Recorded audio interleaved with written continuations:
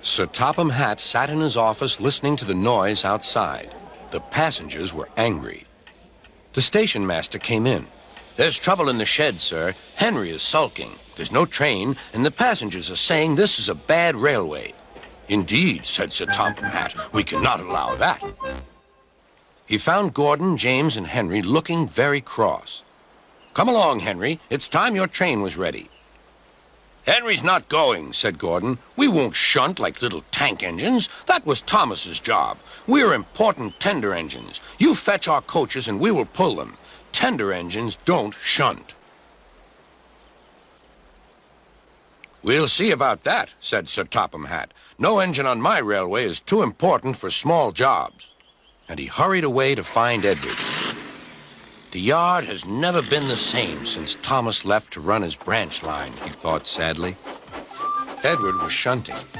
"Leave those freight cars, please, Edward," said Sir Topham Hatt. "I want you to push coaches for me in the yard." "Thank you, sir. That will be a nice change." "That's a good engine. Off you go, then."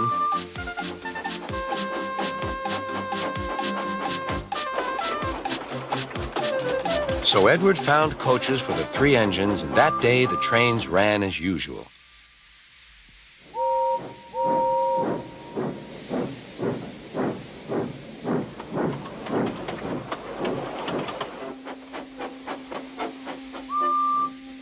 But next morning, Edward looked unhappy. Gordon came clanking past, hissing rudely. "Bless me," said Sir Topham Hatt. "What a noise!" "They all hiss me, sir," answered Edward.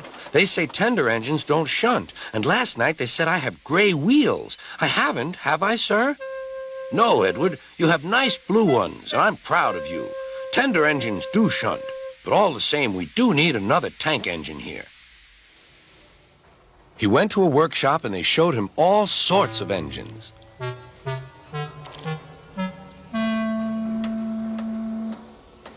At last he saw a smart little green engine with 4 wheels. "That's the one," he thought. "If I choose you, will you work hard?" "Oh, sir. Yes, sir." "That's a good engine. I'll call you Percy." "Yes, sir. Thank you, sir." And Sir Topham Hatt brought Percy back to the yard. "Edward," he called, "here's Percy. Will you show him everything?" Percy soon learned what he had to do, and they had a happy afternoon.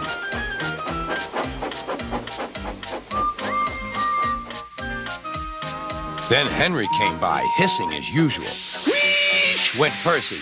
Henry jumped and ran back to the shed.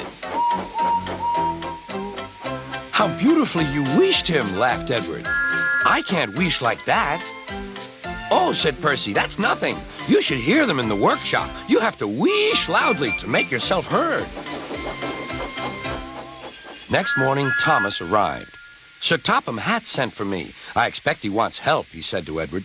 "Shh, shh, here he comes," replied Edward. "Well done, Thomas. You've been quick.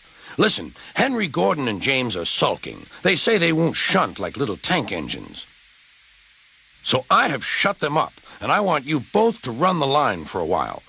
"Little tank engines indeed," snorted Thomas. "We'll show them." "And Percy will help too." "Oh, sir. Yes, sir. Please, sir," answered Percy. Edward and Thomas worked the main line, greeting each other as they passed by. Percy puffed along the branch line.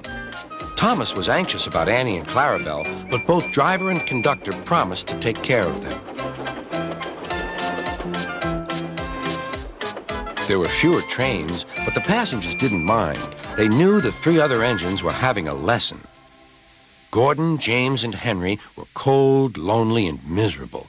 They wished now they hadn't been so silly.